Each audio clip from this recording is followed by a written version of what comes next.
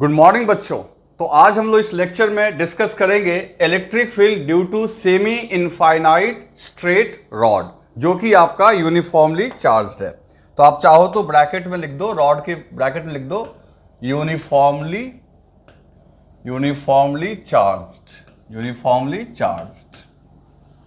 चलो अब इसको हम लोग सॉल्व करते हैं। बच्चों लास्ट लेक्चर में हमने इनफाइनाइट स्ट्रेट रॉड का इलेक्ट्रिक फील्ड कैलकुलेट किया था। मैं एक बार आपको याद दिलाना चाहूँगा कि वो किसी पॉइंट पे जो होता था उसका फॉर्मूला जो अपना निकल के आया था। जैसे मान लो ये चार्ज्ड रॉड है, तो पॉइंट P पे जो इलेक्ट्रिक फील्ड निकल के आई थी वो आई थी lambda by 2 pi epsilon not x, जहाँ x यहाँ से डिस्टेंस था। और ये इनफाइनाइट होने का मतलब ये था कि इसके एंड्स के बारे में अपने को कोई आइडिया नहीं था कि ये कितना लंबा है। ठीक है, ये हमने कैलकुलेशन पिछले क्लास में किया था। आज हम लोग यहाँ पे गौर करना, हम लोग ने वर्ड यूज किया है सेमी इनफाइनाइट का। आखिर ये सेमी इनफाइनाइट क्या है, इस चीज को हम लोग समझते हैं। सबसे पहले आप ये हेडिंग दे दो, ठीक है, तब उसके बाद मैं इसको ऊपर कर दूंगा और फिर डायग्राम बनाऊंगा। हेडिंग दे दिया आपने, तो हेडिंग ये हो गया अपना। तो चलो आज का हम लोग देखते हैं। सबसे पहली बात ये है कि सेमी इनफाइनाइट का मतलब क्या हुआ। देखो, इनफाइनाइट अगर ये रॉड होता तो इसका मतलब ये हुआ कि इसके इस एंड का भी पता नहीं है, इसके इस एंड का भी पता नहीं है। और अगर ये सेमी इनफाइनाइट है मतलब इसके एक एंड का पता है और दूसरे का पता नहीं है कि दूसरा कहां तक है। ये बात समझ में आती है हम लोग को। अब यही चीज अपने को यहां पे यूज कर लेना है। तो जैसे कि देखो, सबसे पहली बात कि अगर रॉड का एक एंड पता हो और दूसरा एंड पता ना हो तो हम लोग ऐसे को बोलेंगे सेमी इनफाइनाइट। दोनों एंड पता हो तब तो वो फाइनाइट हो जाएगा। जैसे ये फाइनाइट है, इसकी लेंथ फाइनाइट है, लेकिन इसका एक एंड यहां दिखे और दूसरा दिखे नहीं, तो इसको हम लोग बोल देंगे सेमी इनफाइनाइट। तो आज हम लोग दोनों ही करेंगे। पहले तो मैं सेमी इनफाइनाइट का बताऊंगा और फिर फाइनाइट का भी कैलकुलेट करके दिखाऊंगा। तो देखते हैं पहले हम लोग इसको। तो पहले हम लोग डायग्राम बना लेते हैं इसका। तो मान लो ये रॉड हमने बना लिया, एक सेमी इनफाइनाइट रॉड बना लिया। अब सेमी इनफाइनाइट बनाने का मतलब ही हुआ कि इसके एक एंड के बारे में, एक सेकेंड, इसके एक एंड के बारे में तो हम लोग आइडिया देंगे, है हम लोगों को कि एक एंड के बारे में आइडिया है और दूसरे एंड के बारे में आइडिया नहीं है। ठीक है ना, ये हमने रॉड बना लिया। अब देखो, इसका ये वाला पॉइंट यहां दिख रहा है कि यहां पे, और ऊपर वाला पॉइंट जो है इस पे डॉट डॉट कर दो। डॉट डॉट करने का मतलब है कि वो बहुत ऊपर तक है, बहुत ऊपर तक, यानी इन्फिनिटी ये शो कर रहा है। ठीक है, अब इसके ऊपर मान लो हमने प्लस चार्ज दे दिया। ठीक है, ये प्लस चार्ज हमने इसके ऊपर यूनिफॉर्मली डिस्ट्रीब्यूट कर दिया। और जो लैम्डा है इसकी, लैम्डा इसकी लीनियर चार्ज डेंसिटी। लैम्डा क्या है बच्चों, इसकी लीनियर चार्ज डेंसिटी। अब हम लोग को यहां से x डिस्टेंस पे ध्यान दो। इस बार हम लोग कहीं भी नहीं ले रहे, याद रखो। मैं पिछली बार आपको बताया था कि इनफाइनाइट के केस में कहीं भी पॉइंट लोगे तो वो रॉड को दो हिस्से में बांटेगा। लेकिन यहां आप थोड़ा ध्यान दो कि आपको वो जो पॉइंट P लेना है वो इसके एंड के सामने लेना है। ये नहीं कि आप कहीं भी ले लोगे, इसके ठीक सामने हमने एक पॉइंट P ले लिया। ठीक है, और ये जो डिस्टेंस है, ये डिस्टेंस इस बार मान लो x0, ये डिस्टेंस है x0। समझ में आ रही है बात। पॉइंट कहां लेना है, इसके उस नोन एंड के सामने, जो एंड जिसका जो छोर अपने को पता है उसके सामने हमने पॉइंट P लिया है और इस P पॉइंट पे ही इलेक्ट्रिक फील्ड निकालना है। तो पिछले दिन से क्या फर्क आ रहा है, बस ये नीचे वाला हिस्सा नहीं है इसका, यही फर्क तो आ रहा है। चलो देखते हैं कैसे कैलकुलेट करेंगे। सबसे पहली बात कि हमें ये बताया गया है बच्चों कि जब कभी भी हम लोग इलेक्ट्रिक फील्ड निकालते हैं तो वहां पे एक टेस्ट चार्ज रखते हैं। तो हमने एक टेस्ट चार्ज रख दिया यहां पे प्लस Q0। पॉजिटिव ही रखेंगे टेस्ट चार्ज, उसके बाद मैंने आपको कहा था कि अब हम लोग यहाँ पे अप्लाई करेंगे कूलम्स लॉ।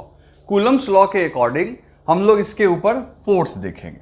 अब ये रॉड तो आपका यूनिफॉर्मली चार्ज्ड एक डिस्ट्रीब्यूटेड सिस्टम है, तो उस केस में आपको क्या करना चाहिए, आप एक छोटा सा उसका पोर्शन कट करेंगे, है ना, छोटा सा पोर्शन कट करेंगे जिसके ऊपर हम लोग चार्ज मान के चलेंगे dq।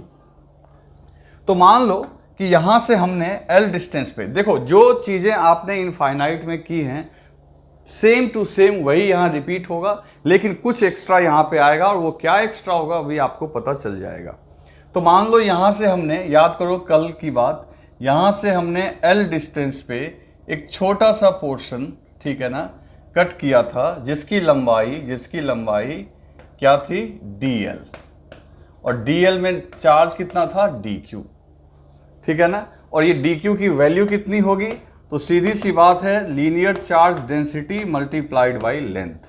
ये हम लोग जानते ही हैं कि अगर अपने को चार्ज चाहिए तो डेंसिटी को लेंथ से मल्टीप्लाई करना होगा। अब देखो सीधी सी बात कि ये एक dq जो चार्ज है ये भी एक पॉइंट चार्ज है और ये भी एक पॉइंट चार्ज है, ये पॉइंट चार्ज, ये पॉइंट चार्ज। अब इन दोनों के बीच में कूलम्स लॉ लगा सकते हैं। तो ये dq इस q नॉट को क्या करेगा, रिपेल, है ना, प्लस चार्ज प्लस को क्या करेगा बच्चों, रिपेल करेगा, सीधी सी बात है। तो रिपेल ये कौन से डायरेक्शन में करेगा, तो आप इसके लिए यहां से एक स्ट्रेट लाइन मिला दो ताकि आपको एक ट्रायंगल भी बन जाए और आप उस फोर्स को भी दिखा सको। तो ये एक छोटा सा फोर्स लग गया इसके ऊपर df, ठीक। इस एंगल को मान लो थीटा, और ये एक राइट एंगल ट्रायंगल में बेस आप x0 देख रहे हो, हाइट क्या है l, इसको क्या मान लोगे, y। समझ गए। अब देखो यहां पे कुछ करना होगा आपको एक्सिस सिस्टम के हिसाब से, इसको मान लो पॉजिटिव x एक्सिस, ठीक, ऊपर मान लो पॉजिटिव y एक्सिस, तो ऑटोमेटिकली नीचे नेगेटिव y होगा। अब जरा देखो अगर ये एंगल थीटा है बच्चों तो ये एंगल भी थीटा होगा, तो df के दो कंपोनेंट होंगे, एक df का जो आपका x कंपोनेंट होगा, df का जो x कंपोनेंट होगा वो हो जाएगा आपका df cos थीटा, जो कि किसका काम करेगा बच्चों, dfx का, यानी df का x कंपोनेंट, और दूसरा आएगा नीचे that is df sin theta, और ये किसका काम करेगा बच्चों, df y का, y कंपोनेंट का। अब देखो कल क्या हो रहा था कि कल यहां पे नीचे भी एक पोर्शन आता था, नीचे भी रॉड था, यानी इनफाइनाइट के केस में, और एक df ऐसे आता था, और उस df का हम लोग दो कंपोनेंट तोड़ते थे, df sin थीटा और df cos थीटा। तो साइन साइन क्या होता था, कैंसिल। बच्चों आज ये फैसिलिटी अपने पास नहीं है, क्योंकि इस dq का ये जो df आ रहा है इसके दोनों कंपोनेंट ऑपरेटिव हैं, df cos थीटा भी काम के हैं, df sin थीटा, क्योंकि कैंसिल करने वाला कोई नहीं है, ठीक है। तो देखो कल से क्या क्या फर्क आ रहा है, मतलब आज आप नहीं बोल सकते हो कि हम df इफेक्टिव cos को बोलेंगे, साइन कैंसिल हो जाएगा, दोनों काम करेगा आज। एक तो वो, दूसरी बात है dq की जो कटिंग होगी वो यहीं से शुरू होगी, तो ये जो थीटा की वैल्यू है लोअर लिमिट 0 और अपर लिमिट 90, कल हम लोग क्या कर रहे थे, -90 टू +90, ये भी एक फर्क है। तो इस तरीके से काफी सारे जो हैं डिफरेंसेस दोनों केस में हैं और बहुत सारी समानताएं भी हैं। कहोगे कि प्लान क्या है सर, कैसे इसको हम लोग कैलकुलेट करेंगे, तो एक बात सोचो, ठीक है नीचे नहीं है ऊपर है, तो हर एक dq जो कट करते जाओगे उस हर एक dq का कोई ना कोई आपका cos वाला कंपोनेंट आएगा और sin वाला कंपोनेंट आएगा, तो उन सभी के x कंपोनेंट को एक साथ ऐड कर लेंगे तो नेट फोर्स का x कंपोनेंट मिल जाएगा। बात समझो, आइडिया क्या है हमारा कि सभी के x कंपोनेंट को अगर हम इंटीग्रेट करेंगे तो नेट फोर्स का x कंपोनेंट मिल जाएगा। इसी तरीके से सभी के y कंपोनेंट को अगर इंटीग्रेट करेंगे तो हमें फोर्स की नेट वैल्यू यानी कि नेट फोर्स की y कंपोनेंट मिल जाएगी, तो fx मिल जाएगा, fy मिल जाएगा। और वेक्टर में हमने पढ़ा है कि अगर किसी वेक्टर का दोनों कंपोनेंट मिल जाता है, एक्स और एक्स कंपोनेंट और वाई कंपोनेंट, तो उस वेक्टर की मैग्नीट्यूड जो होती है एक्स कंपोनेंट का स्क्वायर प्लस वाई कंपोनेंट का स्क्वायर। तो हम लोग का प्लान यही है कि पहले हम लोग एफ एक्स निकालेंगे, फिर हम लोग एफ वाई निकालेंगे, दोनों को स्क्वायर करके अंडर रूट करेंगे तो हमें नेट फोर्स मिल जाएगा। और जैसे ही नेट फोर्स मिल जाएगा बच्चों, वैसे ही electric field is equal to net force divided by test charge. मतलब कि अपने को पहले दोनों कंपोनेंट निकालना होगा और फिर नेट फोर्स निकालना होगा। आ रही है बात? ये है आइडिया। तो लगातार मैंने इसको सॉल्व करने के बजाय पहले आपको पूरा प्लान समझाया ताकि आप इसको अच्छे से समझ पाओ। चलो अब हम लोग कैलकुलेशन शुरू करते हैं। तो सबसे पहली बात है कि इस डीएफ की वैल्यू कितनी होगी। तो कूलम्स लॉ यूज करेंगे। तो पहले हम लोग का प्लान है। तो डीएफ इज इक्वल टू बच्चों, सीधी सी बात है, तब उसके बाद हम लोग उसके कंपोनेंट को हम लोग क्या करेंगे, इंटीग्रेट करेंगे। तो डीएफ की वैल्यू कितनी होगी, तो के लास्ट में के की वैल्यू रखेंगे, अदरवाइज अभी से 1/4 लिखते जाएंगे तो बहुत लंबा हो जाएगा। तो के यहाँ का चार्ज डी क्यू, तो के into D Q into Q not divided by 4 तो अभी लिखेंगे नहीं क्योंकि के हमने यूज कर लिया है, डिवाइडेड बाई ये जो डिस्टेंस है दोनों के बीच का डिस्टेंस है वाई स्क्वायर। ये कूलम्स लॉ से लिख सकते हैं बच्चों। तो आप फटाफट इसको राइट डाउन कर लो जल्दी से, मैं इसको ऊपर करूंगा, जल्दी से लिख लो। लिख लिया आपने? चलो अब हम लोग क्या करेंगे, अब आपको ये एक ट्रायंगल दिख रहा है, तो इसमें अगर हम लोग चाहें तो हम लोग कल के जैसा यहाँ पे tan थीटा है ना, तो tan थीटा कर लेते हैं।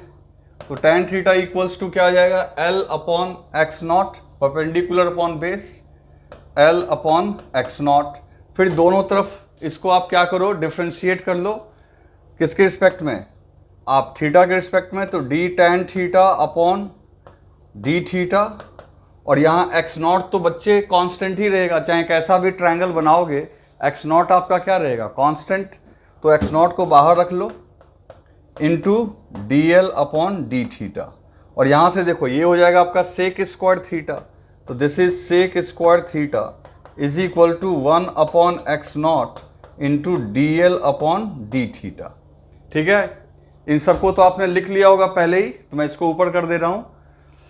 चलो तो यहाँ से अब देखो सेक स्क्वायर थीटा, वापस हम लोग इस ट्रायंगल में चलते हैं। सेक थीटा की बात करेंगे तो ये आपका एक्स नॉट है, ये वाई है, तो कॉस का रिवर्स होता है, तो वाई अपॉन एक्स नॉट हो जाएगा, है ना। तो हम लोग यहाँ से देखो सेक की जगह लिख सकते हैं Y square upon x naught square is equal to 1/x naught into D L upon D theta.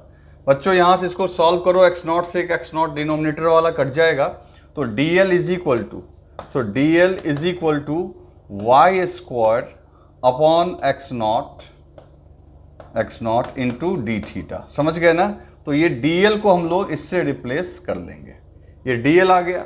और डी क्यू की जगह क्या लिख सकते हैं बच्चों, तो डी क्यू की जगह अभी हमने देखा था लैम्डा इंटू डी एल। अब आ जाओ, अब काम की बातें शुरू करें।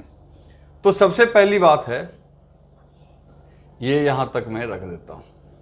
अब आपका जबरदस्त कैलकुलेशन है, अब कैलकुलेशन करते हैं हम लोग। सबसे पहली बात, हम लोग एफ एक्स कैसे निकालेंगे, तो इसके लिए डी एफ एक्स को इंटीग्रेट करना पड़ेगा। डी एफ एक्स क्या है बच्चों, तो डी एफ एक्स है डी एफ कॉस थीटा, यही था ना। क्योंकि डी एफ एक्स जो था आपका, देख लो मैं वापस में डायग्राम में दिखा रहा हूं, ये जो डी एफ एक्स है ये कौन है, डी एफ कॉस थीटा, और डी एफ वाई कौन है, डी एफ साइन थीटा। तो हम लोग यहाँ पे अगर देखें, एक सेकेंड, इसको ज़्यादा ऊपर नहीं करना है, तो हम लोग अगर यहाँ पे देखें बच्चों, तो डी एफ कॉस थीटा में डी एफ की जगह अब क्या लिख सकते हैं, ये डी एफ एक्स हो गया पूरा, और डी एफ की जगह भी हमने देखा कि K into D Q into Q naught upon Y square, Coulomb's law से लिखा हमने, इंटू कॉस थीटा। अब आपको खाली क्या करना है, अब आपको डी क्यू का वैल्यू पुट कर देना है लैम्डा इंटू डी एल, और फिर डी एल की वैल्यू यहाँ से पुट कर देनी है। तो देखो कोई बहुत मुश्किल भी कैलकुलेशन नहीं है। तो देखो के कुछ को बाहर कर लेते हैं, k और Q0 तो कांस्टेंट है, ये बाहर आ गया। अंदर में हो गया dq, dq की जगह लिखोगे lambda into D L upon Y square into cos theta.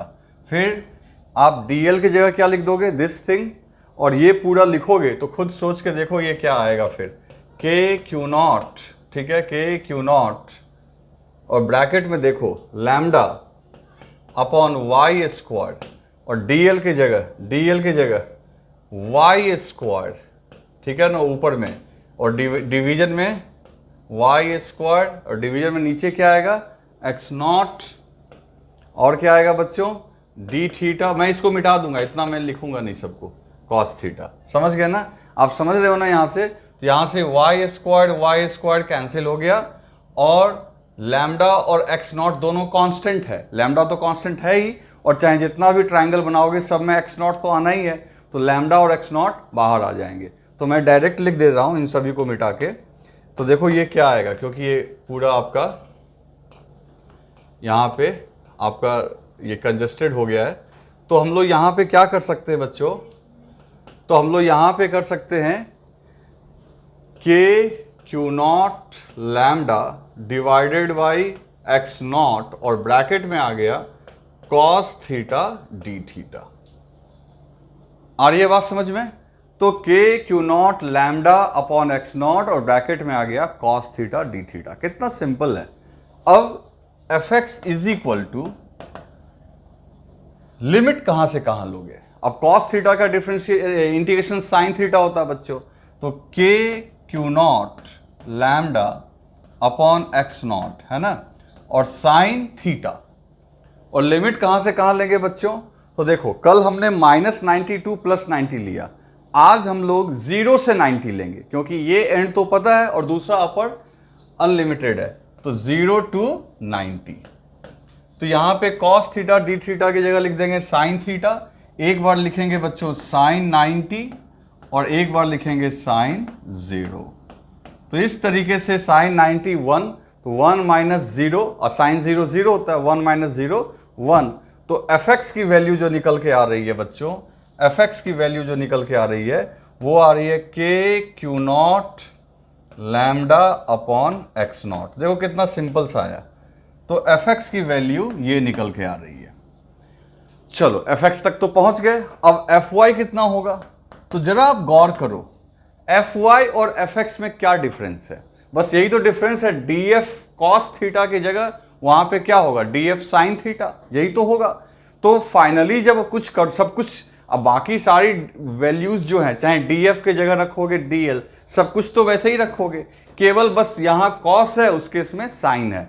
तो यहाँ फाइनल में जैसे यहाँ कॉस डी थीटा आया है, वहाँ साइन डी थीटा आएगा, यही तो फर्क आएगा। तो इसलिए हम लोग कुछ स्टेप को कम कर लेते हैं और डायरेक्ट मैं लिख रहा हूँ। तो एफ वाई इक्वल्स टू के Q naught lambda upon x not, है ना, के Q naught lambda upon x naught, और ब्रैकेट में बच्चों, ब्रैकेट में जो आ गया यहाँ पे, ब्रैकेट में जो यहाँ पे आया वो ये आया कि साइन थीटा डी थीटा।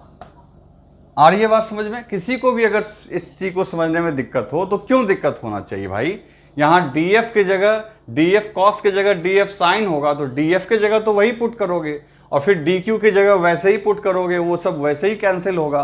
तो फाइनल तो आपको यही आना है, बस कॉस थीटा डी थीटा की जगह साइन थीटा डी थीटा आएगा, और फिर लिमिट भी वैसे ही लेंगे क्योंकि एंगल तो वही थीटा है।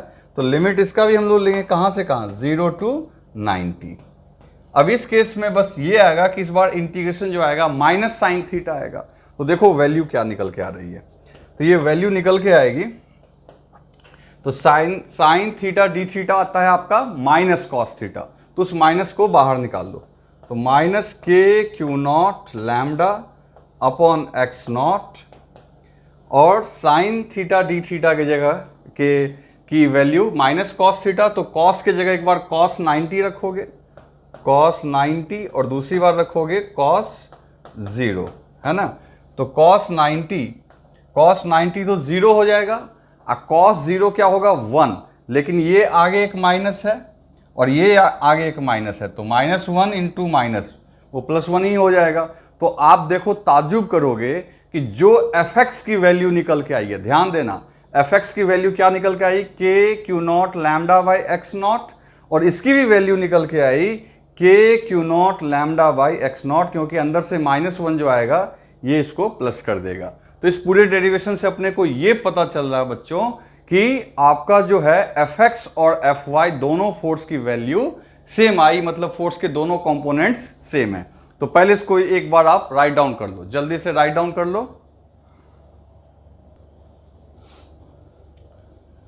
तो लिख लिया आपने बच्चों। चलो तो आगे अब हम लोग देखते हैं। तो अपना यहां जो वैल्यू निकल के आया है दैट इज Fx और Fy, ये दोनों ही सेम निकल के आ रहे हैं, और ये कितना आया, के lambda Q naught upon x not, यही ना, यही निकल के आया एक्स नॉट, क्योंकि ये माइनस माइनस प्लस हो जाएगा, क्योंकि -1 अंदर से आएगा। चलो एक्स नॉट जहां डिस्टेंस है, तो ये तो पता लग गया कि नेट फोर्स के दोनों ही कंपोनेंट की वैल्यू जो है आपकी सेम है, ठीक है ना। मैं इसको ऊपर कर दूंगा। तो अपना टारगेट क्या था, नेट फोर्स निकालना। फिर हम लोग नेट फील्ड के पास तो पहुंच ही गए। तो नेट फोर्स क्या होगा, तो नेट फोर्स आपका था अंडर रूट Fx का स्क्वायर प्लस Fy का स्क्वायर। चूंकि Fx और Fy की वैल्यू सेम आ रही है निकल के, तो हम लोग यहां लिख सकते हैं Fx square plus Fx square, तो 2Fx स्क्वायर, तो अंडर रूट बाहर आ जाएगा, तो ये आ जाएगा आपका Fx रूट 2। तो नेट फोर्स जो निकल के आया बच्चों वो Fx रूट 2, और Fx की जगह लिख देंगे K lambda Q naught upon x naught into root 2। ये नेट फोर्स निकल के आ गया। क्लियर। अब जब एक बार नेट फोर्स आ गया तो इलेक्ट्रिक फील्ड की जो वैल्यू होगी वो net force upon Q not है ना। नेट फोर्स को टेस्ट चार्ज से डिवाइड करोगे तो बच्चों यहां से जो इलेक्ट्रिक फील्ड की जो वैल्यू निकल के आएगी वो आ जाएगी वो आपकी आ जाएगी, एक सेकेंड, क्यू नॉट कैंसिल हो गया तो ये आ गया आपका K lambda root 2 upon x naught. ये इलेक्ट्रिक फील्ड निकल के आ गया। अब इसको थोड़ा तरीके से लिख लेते हैं। तो इलेक्ट्रिक फील्ड का मैग्नीट्यूड कितना आया, तो लैम्डा रूट 2, और के की जगह आप लिख लो 4 पाई एप्सिलॉन नॉट, और ये डिस्टेंस एक्स नॉट तो है ही। क्लियर है। और रूट 2 से 4 को कैंसिल भी कर सकते हो, क्योंकि 4 को लिख सकते हो 2 इंटू 2, और फिर 2 को लिख सकते हो रूट 2 इंटू रूट 2, तो एक रूट 2 कैंसिल हो जाएगा। तो आपको ये डेटा याद रखना है, ये फॉर्मूला आपको याद रखना है, lambda by 2 root 2 epsilon naught, sorry pi भी होगा, pi epsilon naught into X naught, जहां एक्स नॉट डिस्टेंस है, ठीक है ना। तो आपको याद होगा कि इनफाइनाइट के केस में ये रूट 2 नहीं था, सीधा था lambda by 2 pi epsilon naught X naught, ठीक है। और यहां पे क्या आ गया, lambda by 2 root 2 pi epsilon naught X naught. Clear है। तो ये इलेक्ट्रिक फील्ड की वैल्यू आई। लेकिन एक बात याद रखो, दोनों में बहुत फर्क है एक जगह पे, कि वहां पे वो पॉइंट आप कहीं भी ले सकते थे, लेकिन ये जो यहां रिजल्ट निकल के आया है, ध्यान से सुनना मेरी बात, यहां जो ये रिजल्ट निकल के आया है, ये रिजल्ट आप तभी लगा सकते हो, ये रिजल्ट आप तभी लगा सकते हो, ऊपर इनफाइनाइट कर देते हैं, जब आप वो पॉइंट जो लोगे इस एंड के सामने में, क्योंकि तभी हम लोग का वो जो लिमिट है वो 0 से 90 हो पाएगा। तो आप जो है यहां पे ये जो फॉर्मूला निकल के आया, ये सिर्फ इस P पॉइंट के लिए ही आया है, कहीं भी नहीं। लेकिन अगर ये इनफाइनाइट होता फिर तो कहीं भी हम वो पॉइंट लेते और वहां से वो टू पार्ट में उसको हम लोग डिवाइड कर सकते थे। तो ये फील्ड की वैल्यू निकल के आई बच्चों, lambda upon 2 root 2 pi epsilon naught X naught, और एक्स नॉट ये डिस्टेंस है, परपेंडिकुलर डिस्टेंस। चलो, लेकिन अब जो सवाल उठता है सबसे important, that is direction of electric field. Direction of electric field देखो, इनफाइनाइट के केस में आपको याद होगा पिछले क्लास में कि इनफाइनाइट के केस में फील्ड की डायरेक्शन रॉड के परपेंडिकुलर था, है ना, क्योंकि आपका साइन वाला कंपोनेंट कैंसिल हो गया था, सिर्फ कॉस वाला कंपोनेंट था, और कॉस जो था रॉड के परपेंडिकुलर। लेकिन आज दोनों कंपोनेंट हैं, तो कहने का मतलब है कि यहाँ पे जो फोर्स लगा, क्योंकि जो टेस्ट चार्ज पे नेट फोर्स लगेगा वही डायरेक्शन इलेक्ट्रिक फील्ड की होगी। तो बच्चों यहाँ पे हम लोग को एक चीज़ सोचना पड़ेगा यहाँ, वो ये कि डायरेक्शन कैसे निकालें, है ना। इसको मैं मिटा दे रहा हूँ, इसको मैं मिटा दे रहा हूँ, डायरेक्शन की बात हम लोग कर रहे हैं। तो डायरेक्शन कैसे निकालें, तो मान लो ये पॉइंट P, ठीक है, और तुमने देखा कि Fy और Fx दोनों का मैग्नीट्यूड सेम है। तो बच्चों अगर दो वेक्टर का मैग्नीट्यूड सेम हो और रिजल्टेंट को नेट बोल रहे हैं, आखिर कोई भी, ये हमने वेक्टर में पढ़ रखा है कि कोई भी वेक्टर अपने कंपोनेंट्स का रिजल्टेंट होता है। अगर ये दोनों इक्वल हुए तो इसका रिजल्टेंट जो होगा वो ठीक बीच में आएगा, क्योंकि ये दोनों का मैग्नीट्यूड सेम है, दोनों का मैग्नीट्यूड सेम है। तो नेट फोर्स जो आएगा, नेट फोर्स वो ठीक बीच में आएगा। और टेस्ट चार्ज पे जिधर फोर्स लगता है बच्चों, उधर ही तो इलेक्ट्रिक फील्ड होती है। तो इसका मतलब है इलेक्ट्रिक फील्ड ठीक बीच में आपका ऐसे होगा, ठीक। और कोई पूछेगा ये एंगल कितना होगा, तो बच्चों अगर ये और ये इक्वल है मैग्नीट्यूड में और ये टोटल एंगल 90 का है, तो ये जो रिजल्टेंट जाएगा, या यूं कहो कि इलेक्ट्रिक फील्ड भी उसी डायरेक्शन में, वो जो जाएगा वो इस एंगल को बाइसेक्ट करेगा, यानी दो पार्ट में बांट देगा, और ये एंगल होगा आपका 45 डिग्री। कितना होगा बच्चों? 45 डिग्री। तो इसका मतलब यहाँ जो इलेक्ट्रिक फील्ड की जो वैल्यू हो का डायरेक्शन होगा, तो इलेक्ट्रिक फील्ड उस लाइन को, जो लाइन से तुम इसको ज्वाइन कर रहे हो, उस लाइन के साथ वो कितने डिग्री के एंगल पे है? 45 डिग्री के एंगल पे, ठीक है ना। तो ये यहाँ पे at 45 degree from the line joining the point with rod, जो रॉड को ज्वाइन कर रहा है उस पॉइंट को, जो लाइन, उस लाइन के साथ 45 डिग्री। तो पहले इसको लिख लो, मैं डायरेक्शन पे भी आपको और कुछ समझाऊंगा। अब बच्चों डायरेक्शन को लेके यहाँ पे कुछ देखते हैं हम लोग। जैसे कि अभी आपने देखा कि अगर ये आपका रॉड है इस तरीके से, और इस पे ये सेमी इनफाइनाइट, और इस पे हमने पॉजिटिव चार्ज डिस्ट्रीब्यूट कर दिया, ठीक है। इस तरीके से पॉजिटिव चार्ज को हमने क्या किया? डिस्ट्रीब्यूट कर दिया इनफाइनाइट तक। ये एंड नोन है। तो अभी मैंने आपको कहा कि इस केस में अगर यहाँ पे कोई पूछ ले इलेक्ट्रिक फील्ड का डायरेक्शन, तो आपको क्या करना चाहिए? उस पॉइंट को एक लाइन से ज्वाइन आपने कर दिया, और फिर मैंने कहा कि उस लाइन से 45 डिग्री का एंगल बना दो। तो कैसे बनाओगे? तो देखो ये पॉजिटिव चार्ज है, अब 45 का किधर एंगल दिखाओगे? तो तुम खुद सोचो, मन में यहाँ पे एक पॉजिटिव चार्ज को रखो और देखो ये पॉजिटिव चार्ज को रिपेल करेगा। तो सीधी सी बात है, आप फटाफट यहाँ पे डायरेक्शन दिखा सकते हो कि सर ये इलेक्ट्रिक फील्ड हो गई, और ये डायरेक्शन बन गया 45, और वैल्यू जो है वो λ/2√2 पाई एप्सिलॉन नॉट x। अगर ये x डिस्टेंस है तो x हो गया, ठीक है। अगर सोचो कि ये पॉजिटिव के बजाय ये नेगेटिव होता तो क्या होता? सिंपल है, अगर ये पॉजिटिव की जगह अगर नेगेटिव होता तो ये टेस्ट चार्ज को रिपेल करने के बजाय अट्रैक्ट कर रहा होता। बस इतना ही तो करना है। तो अगर हम लोग इसको नेगेटिव ले लेते, अगर इसको हम लोग नेगेटिव ले लेते, एक सेकेंड, इसको अगर हम लोग नेगेटिव ले लेते, ठीक है,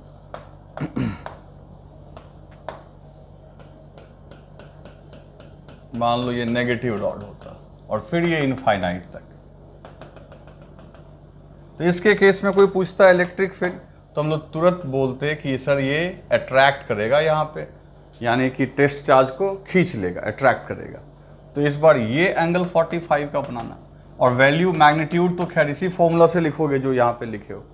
तो डायरेक्शन को लेके दिक्कत नहीं है, ठीक है ना। अगर मान लो, और मैं एग्जांपल दे देता हूँ, और एग्जांपल दे देता हूँ ताकि आपको एकदम ये कॉन्सेप्ट क्लियर हो जाए। कल को ऐसे रॉड हॉरिजॉन्टल दे दे, ठीक है, हॉरिजॉन्टल दे दे और ये दे दे इन्फिनिटी तक इधर, और आपको यहाँ पूछ ले, यहाँ पे पूछ ले, तो फिर कहोगे पहले चार्ज दिखा दीजिए। ठीक है, मैं चार्ज दिखा दे रहा हूँ। पॉजिटिव, ये पॉजिटिव चार्ज हो गया।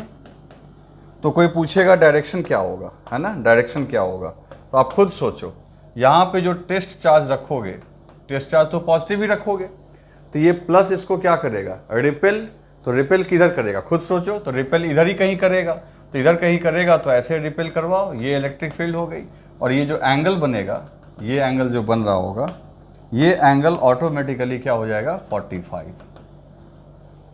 तो इस तरीके से हम लोग को इसमें दिक्कत नहीं आएगी। जिस पॉइंट पे आपको फील्ड चाहिए, सीधा सा सीधा, कुछ भी हिसाब किताब गड़बड़ नहीं है, टेढ़ा एकदम ऐसे ही दे दे, ऐसे रॉड दे दे, और ये इन्फिनिटी तक चला जाए, है ना, और ये नेगेटिव चार्ज हो जाए। और कोई पूछे यहाँ पे किधर होगा, तो भाई यहाँ टेस्ट चार्ज रखोगे तो ये लो अट्रैक्ट करेगा। तो सीधी सी बात है, इलेक्ट्रिक फील्ड ऐसे दिखा देना और इसके साथ एंगल बना देना 45 का, ये इन्फिनिटी तक। तो मतलब कैसा भी डायग्राम दे आप नहीं फंसेंगे, याद रखेंगे। इसको लिख लीजिए बच्चों। अब हम लोग एक क्वेश्चन करते हैं। देखो यहाँ पे, यहाँ हम लोगों को कैलकुलेट करना है find electric field at point O, है ना। O पॉइंट पे इलेक्ट्रिक फील्ड फाइंड आउट करना है। अब ये डायग्राम देख के आपको घबराना नहीं है कि यहाँ पे क्या है कैसे है। देखो क्या यहाँ पे आपको ये एक U के आकार का एक रॉड दिख रहा है ना, यूनिफॉर्मली चार्ज्ड है। हर एक जगह जो डेंसिटी आपको कंसीडर करनी है वो है लैम्डा। ये डॉट डॉट देने का मतलब ये हुआ कि ये इन्फिनिटी से आया और एक सेमी सर्कल फॉर्म करते हुए, दिस इज सेमी सर्कल, एक आधा रिंग बनाया और फिर ये कहाँ को चला गया बच्चों, ये फिर इन्फिनिटी चला गया। तो ये पूरा सिचुएशन है और आपको O पे इलेक्ट्रिक फील्ड फाइंड आउट करना है। तो इसमें देखो रिंग वाला भी आपको फॉर्मूला यूज करना है। अब प्लस आपको इनफाइनाइट या सेमी इनफाइनाइट क्या यूज करोगे आप खुद लगाओ। ध्यान से सुन लो, ये इन्फिनिटी से आया और एक चक्कर लगा के फिर इन्फिनिटी को चला गया। आपको O पे इलेक्ट्रिक फील्ड फाइंड आउट करनी है। रेडियस आपको R दिया हुआ है। तो एक बार वीडियो पॉज करो और खुद से ट्राई करो। कर लिया आपने? चलो अब देखते हैं इसको बच्चों। सबसे पहली बात कि आप इसको कैसे सॉल्व करोगे। पहले तो फॉर्मूला याद करते हैं। याद करो कि जो आपका सेमी सर्कल था उसकी वजह से लैम्डा के टर्म्स में भी मैंने आपको इलेक्ट्रिक फील्ड बताया था। सेमी सर्कल के लिए इलेक्ट्रिक फील्ड की वैल्यू होती है lambda by 2 pi epsilon not R। R जहां उसका रेडियस है, उसके सेंटर पे, याद है आपको? ठीक है। और सेमी इनफाइनाइट और इनफाइनाइट का तो अभी हमने देखा ही है।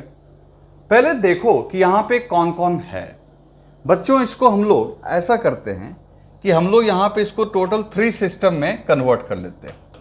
3 सिस्टम कन्वर्ट कर, 3 कहोगे 3 कैसे, तो देखते जाओ। मैं अभी बताऊंगा, आपको समझ में आ जाएगा कि यहाँ पे 3 लोग कैसे हैं।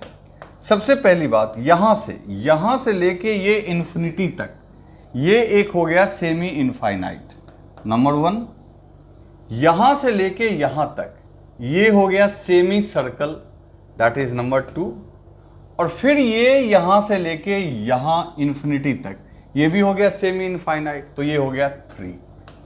तो नंबर 1 और नंबर 3 ये हैं आपके क्या, सेमी इनफाइनाइट रॉड, और ये हो गया सेमी सर्कल। तो पॉइंट O पे इन तीनों का इफेक्ट देखो और उसके बाद जो भी आएगा फील्ड उसका रिजल्टेंट फाइंड आउट कर लो, तो आपको O पे नेट फील्ड पता चल जाएगा। ठीक है, तो देखते जाओ। पहले नंबर 1 और नंबर 3 का ही हिसाब करते हैं हम लोग। देखो नंबर 1 एक सेमी इनफाइनाइट रॉड है। तो सेमी इनफाइनाइट की वजह से आपको पता है कि अगर ये पॉजिटिव चार्ज है, यहाँ टेस्ट चार्ज रखोगे तो ये इसको रिपेल करेगा। तो इसकी वजह से जो इलेक्ट्रिक फील्ड है ये होगा E1। ठीक, और ये एंगल तो समझ ही रहे हो, ये फिर कितना हो जाएगा 45। ठीक इसी तरीके से नंबर 3 जो है, अगर उसके हिसाब से देखें तो वो लोग भी इसको रिपेल करेगा और वो भी इधर रिपेल करेगा।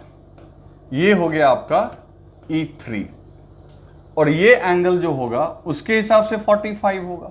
तो इसका मतलब है कि ये 45, ये भी 45। तो इन दोनों के बीच का खुद का एंगल हो जाएगा आपका 90 डिग्री। आ रही है बात समझ में? और ये खुद देखो सेमी सर्कल जो है यानी नंबर 2, ये इस टेस्ट चार्ज को आपको याद होगा, आप याद कीजिए, मैंने आपको सेमी सर्कल के रिंग में बताया है कि अगर प्लस हो तो रिपेल करेगा बाइसेक्टर के लॉन्ग, और माइनस होता तो अट्रैक्ट करता। तो ये रिपेल करेगा टेस्ट चार्ज को, तो इसकी वजह से फील्ड आ जाएगी इस तरफ, दैट इज E2। तो आपको E1, E3 और E2 इन सभी का रिजल्टेंट फाइंड आउट करना है। क्लियर है? तो देखो अब एक सेपरेट डायग्राम में बना देता हूं ताकि आपको समझ में आराम से आए। पहले हम लोग सबकी वैल्यू लिखते हैं। तो E2 जो कि सेमी सर्कल है, तो ये E2 हो गया। E2 का तो मैग्नीट्यूड आप देख रहे हो, और E1 और E3 इन दोनों का मैग्नीट्यूड सेम होगा, दैट इज 2√2, क्योंकि ये दोनों सेमी इनफाइनाइट हमने कंसीडर किया है। 2√2 पाई एप्सिलॉन नॉट R। ठीक, अब यहां पे आप देखो आपको टोटल 3 वेक्टर हैं।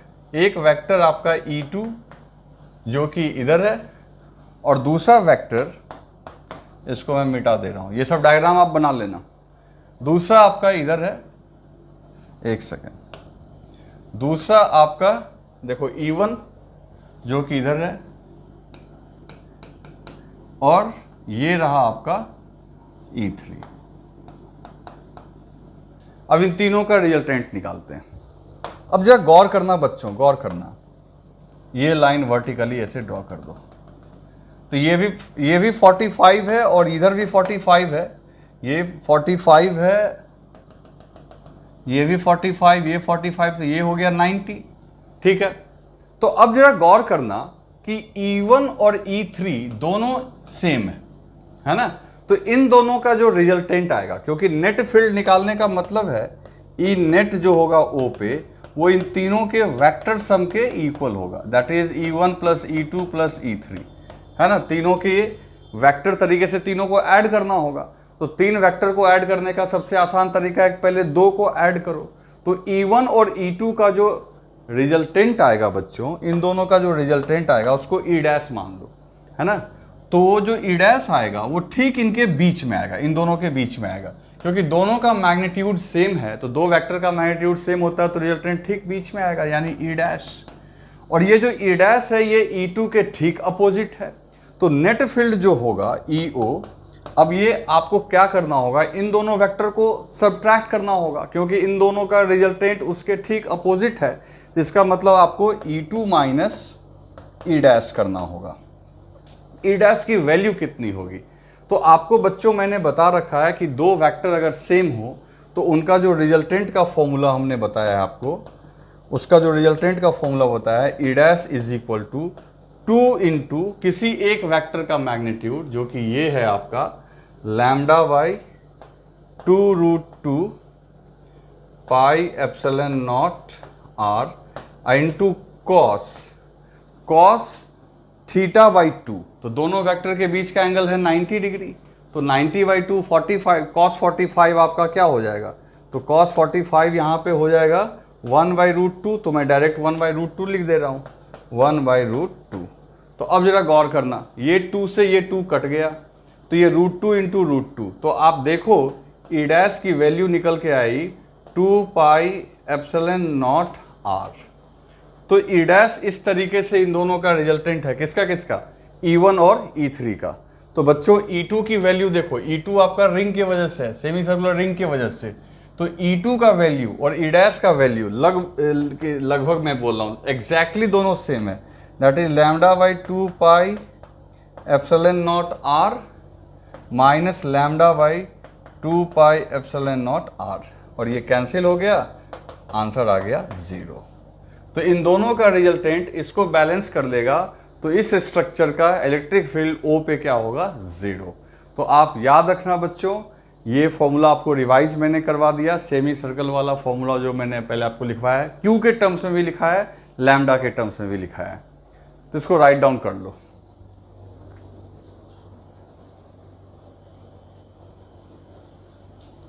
अब बच्चों नेक्स्ट देखते हैं, यहां पे देखो ये भी एक स्ट्रक्चर है और आपको पॉइंट O पे इलेक्ट्रिक फील्ड फाइंड आउट करना है क्या कि ये एक रॉड है जो इन्फिनिटी से आ रही है, इन्फिनिटी से आ रही है। इन्फिनिटी से आने के बाद ये एक कर्व करते हुए फिर इन्फिनिटी पे चली गई है, मतलब इधर भी इन्फिनिटी है और ये भी आपका इन्फिनिटी है, ठीक है। और यहाँ पे ये कर्व बना हुआ है, ये 90 डिग्री का, और आपको इस पॉइंट O पे इलेक्ट्रिक फील्ड फाइंड आउट करना है।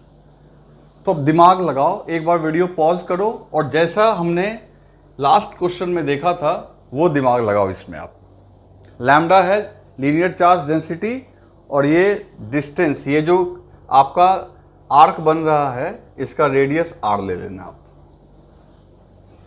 ट्राई करो, कर लिया आपने? चलो देखते हैं। हमेशा की तरह हम लोग एक काम करते हैं यहाँ पे, पहले सिस्टम में देखते हैं कि कौन कौन है यहाँ पे। तो अपने को यहाँ भी 3 सिस्टम दिख रहा है। नंबर 1 ये सेमी इनफाइनाइट, यहाँ से लो इन्फिनिटी तक, फिर यहाँ से लो इन्फिनिटी तक, ये हो गया नंबर 2, और बीच में ये आ गया आर्क नंबर 3। तो इन तीनों की वजह से इलेक्ट्रिक फील्ड फाइंड आउट करना है, ठीक है ना। अब देखो, अब थोड़ा आप आर्क का फॉर्मूला याद करो, मैंने आर्क का फॉर्मूला आपको बता रखा है। आर्क का फॉर्मूला मैंने क्या बताया था, आप ढंग से याद करो।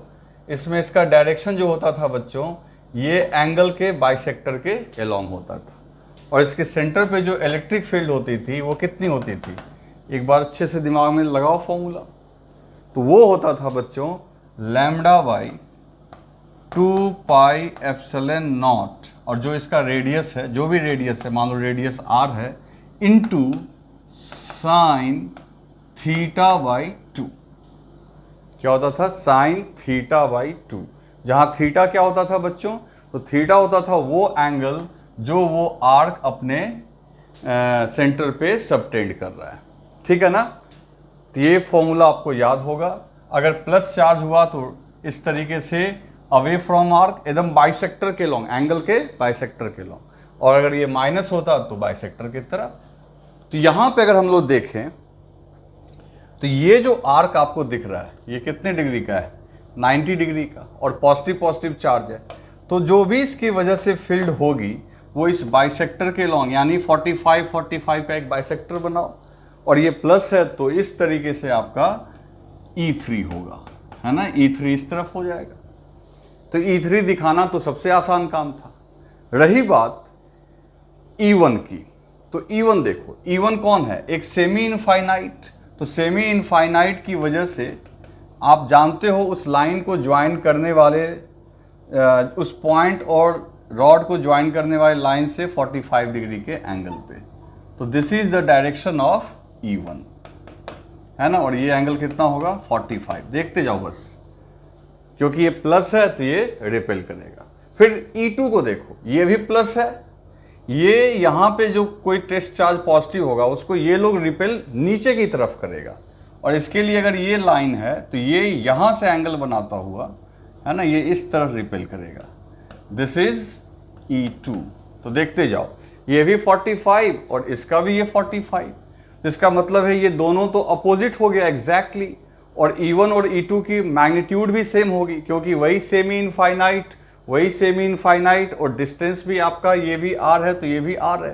तो E1 E2 तो कैंसिल कर देगा, तो सिर्फ क्या बच जाएगा आपका E3। तो E3 काम करेगा किसका? नेट का, ठीक है। तो मैं इसको मिटा के सही से लिख देता हूँ यहाँ पे। तो बच्चों इस केस में आपको बस फॉर्मूला अगर याद रहे तो दिक्कत नहीं आएगी, आप एकदम आराम से इसको सॉल्व कर सकते हो। तो हम लोग सबसे पहले E3 की बात करें इस आर्क की वजह से। तो फॉर्मूला मैं एक बार फिर लिख दे रहा हूं ताकि आपको अच्छे से याद रहे। रेडियस यहाँ पे r है, स्मॉल r है, तो स्मॉल r लिख दिया मैंने। साइन थीटा, तो ये टोटल एंगल है 90, तो साइन थीटा बाई 2, आपको याद होगा फॉर्मूला मैंने डिराइव कर दिया है। तो साइन थीटा बाई 2 मतलब कि 90 बाई 2, साइन 45 1 बाई रूट 2। तो E3 की वैल्यू जो आ रही है lambda by 2√2 pi epsilon not r, ये तो E3 आ गया। रही बात E1 और E2 की, तो इन दोनों का मैग्नीट्यूड तो सेम है लेकिन डायरेक्शन क्या है? अपोजिट। तो हम लोग लिख सकते हैं E1 equals to minus E2, क्योंकि दोनों का मैग्नीट्यूड सेम और डायरेक्शन एग्जैक्टली अपोजिट, तो ये तो कैंसिल ही होने वाला है। तो net field at O equals to लिखोगे ना E1 plus E2 plus E3। अब यहाँ पे E1 जो है E2, तो E1 E2 तो कैंसिल हो जाएगा, तो इसका मतलब है EO यानी कि इलेक्ट्रिक फील्ड एट O जो होगा, ये दोनों तो कैंसिल हो गए आपस में, क्योंकि E1 की जगह जैसे ही लिख दोगे minus E2 plus E2 cancel ही हो जाएगा। तो EO इक्वल्स टू हो जाएगा E3, और E3 जो है सेमी सर्कुलर आर्क की वजह से, सेमी सर्कुलर बोल रहा हूँ मैं, क्वार्टर ऑफ सर्कल है, तो आंसर आ जाएगा आपका यहाँ पे lambda 2√2 pi epsilon not R, और डायरेक्शन जो होगा वो ठीक बीच में यहाँ पे होगा बाइसेक्टर के अलोंग, क्योंकि आर्क का आपका बाइसेक्टर के अलोंग ही होता है। तो इसको लिख लो। अब बच्चों हम लोग एक और डेरिवेशन करते हैं, that is electric field due to uniformly charged finite rod. ये एक निश्चित लंबाई की रॉड है, नॉट इनफाइनाइट। तो पहले तो आप ये हेडिंग दे दो, पहले हेडिंग दे दो, जल्दी से हेडिंग दे दो। दे दी आपने हेडिंग। चलो अब हम लोग देखते हैं कि क्या यहाँ पे दिया हुआ है। ये एक रॉड है, देख रहे हो ना, इसकी लेंथ गिवन होगी क्वेश्चन में, ठीक है ना। क्वेश्चन में आपको लेंथ दिया हुआ रहेगा, लेंथ दिया हुआ रहेगा और उसके ऊपर चार्ज भी दिया हुआ रहेगा। तो लेंथ और चार्ज दिया हुआ रहेगा तो आप लैम्डा तुरंत निकाल लोगे, क्योंकि lambda equals to charge upon length. तो मान लो रॉड की लंबाई L दी गई है, L है ना, कैपिटल L, और चार्ज Q दिया हुआ है, तो Q अपॉन L करोगे तो लैम्डा मिल जाएगा। या हो सकता है कि आपको सीधा लैम्डा ही दिया हुआ रहे। देखते हैं, हम लोग आंसर लैम्डा के टर्म्स में लिखेंगे, लेकिन लैम्डा और Q में कन्वर्जन आप इस तरीके से कर सकते हो। सवाल ये है कि इनफाइनाइट, अच्छा और क्या क्या दिया हुआ रहेगा इस बार। देखो जो पॉइंट, जो P जिस पॉइंट पे आपको इलेक्ट्रिक फील्ड चाहिए वो ना इसके किसी एक एंड पे है और ना ठीक बीचों बीच में, हो भी सकता है नहीं भी हो सकता है। तो मैंने जानबूझ के यहाँ पे पॉइंट P इस तरीके से लिया है जो ना इसके एंड पे हो ना इसके ठीक बीच में हो, बल्कि ऐसे ही कहीं पे हो। तो इस हिसाब से क्या हुआ कि इसका एक एंड यहाँ पे बीटा एंगल बना रहा है इस लाइन के साथ, और ये वाला एंड जो है वो अल्फा बना रहा है। अगर ठीक बीच में होता तो ये दोनों एंगल सेम होते। अगर यहाँ पे होता तो बीटा की वैल्यू 0 होती, अल्फा की वैल्यू कुछ ना कुछ होती। और अगर ये इनफाइनाइट होता ऊपर भी और नीचे भी, तो अल्फा की वैल्यू +90 होती, बीटा की वैल्यू -90 होती। तो ऐसा हमने कुछ नहीं लिया है, ठीक है। तो जब भी आपको क्वेश्चन पूछा जाएगा तो आपको अल्फा और बीटा वहाँ जरूर लिखा हुआ मिलेगा, तभी ना फाइनाइट लेंथ हो पाएगा। अल्फा दे देगा 45 डिग्री, बीटा दे देगा 30 डिग्री, तो आप उसके हिसाब से 45-30 पुट करोगे। सवाल है कि इसको सॉल्व कैसे करें। देखो इसमें एक्स्ट्रा कुछ भी कैलकुलेट नहीं करना है, आप समझ गए होंगे कि जो फाइनाइट या इनफाइनाइट में हमने किया है, बस हम लोग यहाँ पे लिमिट चेंज करेंगे। लिमिट जो चेंज करेंगे वो 0, 90 या 90 to 90 के बजाय बीटा अल्फा करेंगे। और एक बात और, जैसे कि सेमी इनफाइनाइट में और फाइनाइट में क्या इनफाइनाइट में क्या डिफरेंस आया था। इनफाइनाइट में हमने साइन वाले कंपोनेंट को कैंसिल करवा दिया था, है ना, और कॉस वाला कंपोनेंट सिर्फ इफेक्टिव रहा था। कुछ देर पहले जो हमने सेमी किया था, सेमी इनफाइनाइट, उसमें कैंसिल नहीं हो पाया, तो कॉस को भी इंटीग्रेट करना पड़ा और साइन को भी इंटीग्रेट करना पड़ा। तो कहोगे सर यहाँ क्या करेंगे आप, यहाँ भी कैंसिलेशन वाली बात नहीं है। कैंसिलेशन तो तब होती जब ये ठीक बीच में होता। तो हम लोग क्या करेंगे, कॉस को और साइन को दोनों को अलग अलग इंटीग्रेट करेंगे, और फिर मकसद वही है कि ठीक उसी तरीके से नेट फोर्स को हम लोग कैलकुलेट करेंगे। आई बात समझ में। तब भी हम लोग को यहाँ बहुत कुछ शॉर्टकट करने को मिल जाएगा। तो क्या करते हैं, सब कुछ वैसे ही चलेंगे जैसे यहाँ से L डिस्टेंस पे, है ना, यहाँ से L डिस्टेंस पे हमने एक छोटा सा पोर्शन कट किया dl, ठीक है। और इस dl में कितना चार्ज, dq की वैल्यू कैसे लिखोगे, लैम्डा इंटू dl, और लैम्डा की वैल्यू कहाँ से लाओगे, यहाँ से, ठीक है। अब फिर ये जो है इस पॉइंट P से कितना एंगल बना रहा है बच्चों? मान लेते हैं ये जो एंगल बना रहा है, ये जो एंगल बना रहा है वो बना रहा है थीटा, है ना, ये एंगल थीटा। ये तो लिमिट वाला एंगल है, ये तो जानबूझ के मैंने मिला दिया है अल्फा बीटा अल्फा, ये बीच का कोई एंगल है थीटा। अब यहाँ पे अगर कोई टेस्ट चार्ज रखोगे तो वो इसको क्या करेगा? रिपेल करेगा छोटे से फोर्स DF से, है ना। छोटा सा फोर्स क्या लगाएगा बच्चों? DF। तो एक फोर्स लगा दिया इसने DF। अब इस DF का दो कंपोनेंट टूटेगा, जैसे ये थीटा है तो ये भी थीटा, एक टूटेगा DF कॉस थीटा और दूसरा टूटेगा बच्चों DF साइन थीटा।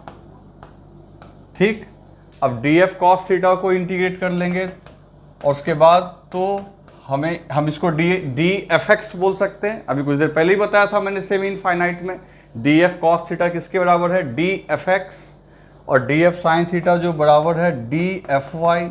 तो DFX को अगर इंटीग्रेट करेंगे तो हमें FX मिल जाएगा, ठीक है।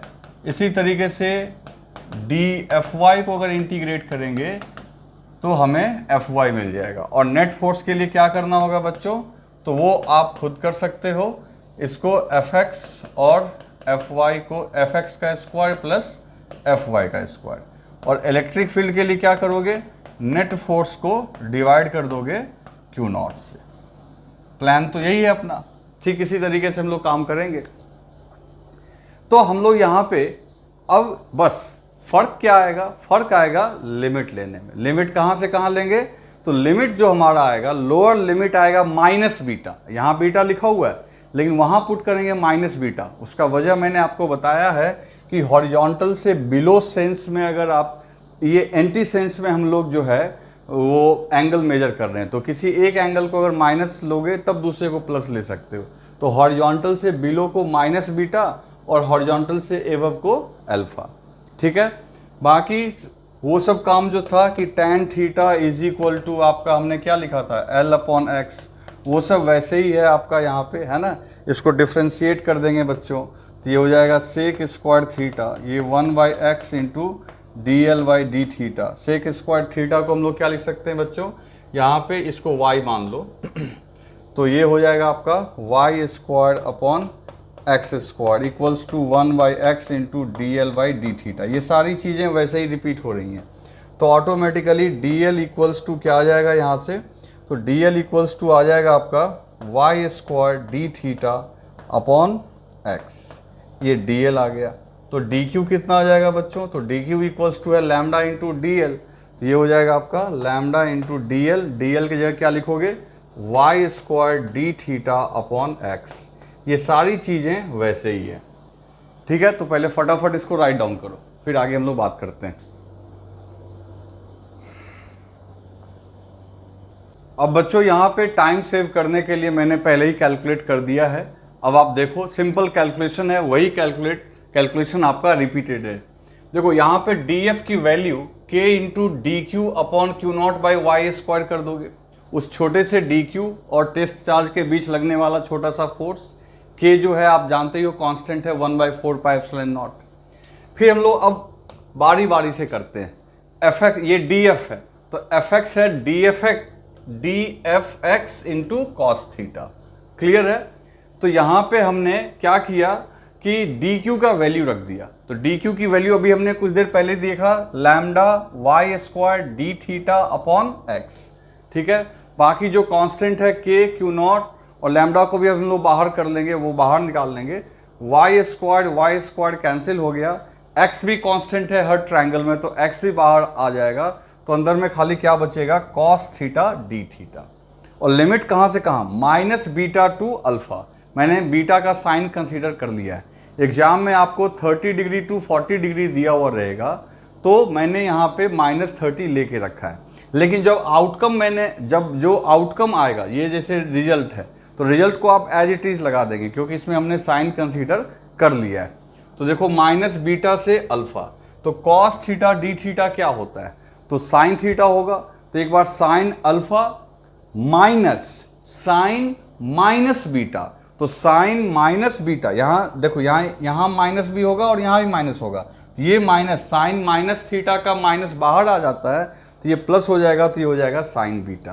तो एफ एक्स जो है वो आपका के Q naught lambda by x और प्लस ये आया। अब इसमें अगर एग्जाम में 30 डिग्री और 45 डिग्री दिया हुआ है तो यहाँ पे आप फिर -45 या -30 मत लिखना, मैंने साइन कंसीडर किया है उसके बाद ये रिजल्ट आया है, तो यहाँ 30 और 45 ही लिखना जो एंगल दिया हुआ रहेगा। क्लियर है? ठीक इसी तरीके से अब एफ वाई की बात करो तो एफ एक्स में आपका कॉस है, एफ वाई में आपका साइन हो जाएगा, इतना ही का तो फर्क है, बाकी सारी चीज़ें तो वही रिपीट होंगी। अब यहाँ पे सब कुछ वैसे ही चलता रहेगा, साइन थीटा डी थीटा का इंटीग्रेशन माइनस कॉस थीटा होगा, तो माइनस बाहर आ गया। अब कॉस के जगह एक बार कॉस अल्फा लिखेंगे, अब माइनस कॉस माइनस बीटा, लेकिन साइन माइनस बीटा का माइनस बाहर आता है, लेकिन आपको पता है ट्रिगोनोमेट्री से माइनस कॉस थीटा को हम लोग सीधा कॉस थीटा ही लिखेंगे, तो ये माइनस कॉस माइनस बीटा की जगह माइनस बीटा होने के बाद ये कॉस बीटा ही लिखाएगा। लेकिन चूंकि ये इंटीग्रेशन से आया हुआ माइनस बाहर है, जब उसको अंदर करोगे तो कॉस बीटा आगे आ जाएगा, कॉस अल्फा पीछे चला जाएगा। क्लियर है? तो ये ध्यान रखना कि कॉस बीटा यहाँ आगे क्यों आ गया और कॉस अल्फा पीछे क्यों आया, और बीटा या अल्फा का साइन कंसीडर कर लिया गया है। तो ये आया आपका एफ वाई। अब एक काम करते हैं, हम लोग चाहें तो एफ एक्स और एफ वाई का भी रिजल्टेंट निकाल सकते हैं, लेकिन अल्टीमेटली तो इलेक्ट्रिक फील्ड चाहिए। तो एक काम करते हैं, अगर हम एफ एक्स को टेस्ट चार्ज से डिवाइड करेंगे तो वो ई एक्स दे देगा, इलेक्ट्रिक फील्ड का एक्स कंपोनेंट, है ना। क्यों इतना ढो के आगे ले चलें। तो जो आपका एफ एक्स वाला इक्वेशन आया उसमें से क्यू नॉट को यहाँ ही कैंसिल कर देंगे, तो K lambda by X sine alpha plus beta. ठीक इसी तरीके से ई वाई इलेक्ट्रिक फील्ड का वाई कंपोनेंट, ये हो जाएगा F Y upon Q naught, और फिर टेस्ट चार्ज यहाँ क्यू नॉट कैंसिल कर दो, तो इसमें K lambda by X cos beta minus cos alpha, तो ई एक्स ई वाई आ गया। तो नेट फील्ड के लिए अंडर रूट ई एक्स का square plus E Y square कर लोगे। क्लियर है? तो ये आप सॉल्व कर लेना। ये तो देखो ये न्यूमेरिकल है, ये कोई ऐसा नहीं डेरिवेशन नहीं है, एक न्यूमेरिकल है जिसको मैंने सॉल्व कर दिया है। अब एग्जाम में जैसे वैल्यू दिया हुआ रहेगा सब पुट कर लेंगे, लैम्डा कैसे निकालना है वो भी मैंने बता दिया, एंगल कैसे रखना है। ठीक है बच्चों, तो इसको राइट डाउन कर लो। ओके।